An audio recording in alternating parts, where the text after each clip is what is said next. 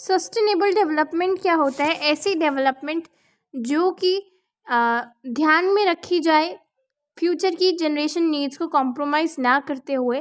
तो measures for promotion of sustainable development, तो क्या क्या हम तरीके अपना सकते हैं कि सस्टेनेबल डेवलपमेंट अच्छी से हो पाए? So basically concept of development is dynamic and has evolved during the second half of 20th century. The notion of sustainable development arose in the wake of general rise awareness of commemorated late 1960s. It reflected the concern about undesirable effects of industrial development on environment.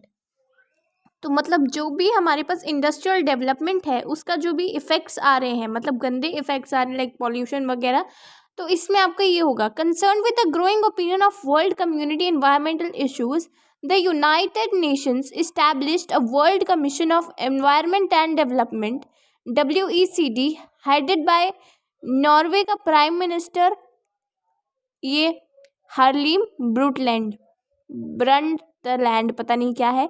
The report defines sustainable development as a development that meets the needs of the present without compromising the ability of future generation to meet their own needs. तो ऐसा ना हो कि हम लोग सब कुछ ही हड़प जाए और फ्यूचर जनरेशन के लिए कुछ बचे ही ना.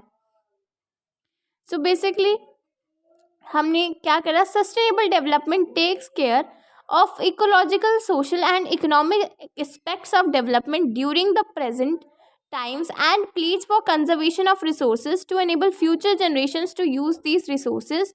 It takes into consideration, ठीक है जी, consideration, अच्छा ठीक है, okay, future sustainability of Indira Gandhi project has question, तो वेरियस स्कॉलर्स में वगैरह.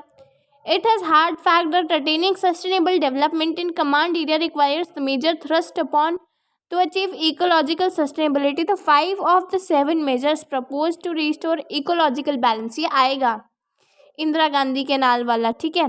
The first requirement is strict implementation of water management policy, की मतलब अगर आपकी water management policy implement होनी चाहिए, समझ में आया. और दूसरी कि cropping patterns and not include water intensive crops. Water intensive यानी कि जो पानी ज़्यादा लेते हैं, वैसे उनका जो डेवलपमेंट है पानी ज़्यादा लेते हैं वैसे वाले क्रॉप आप उगाओ ही ना. सिट्रस फ्रूट्स उगाओ जैसे कि ऑरेंज वगैरह, ठीक है.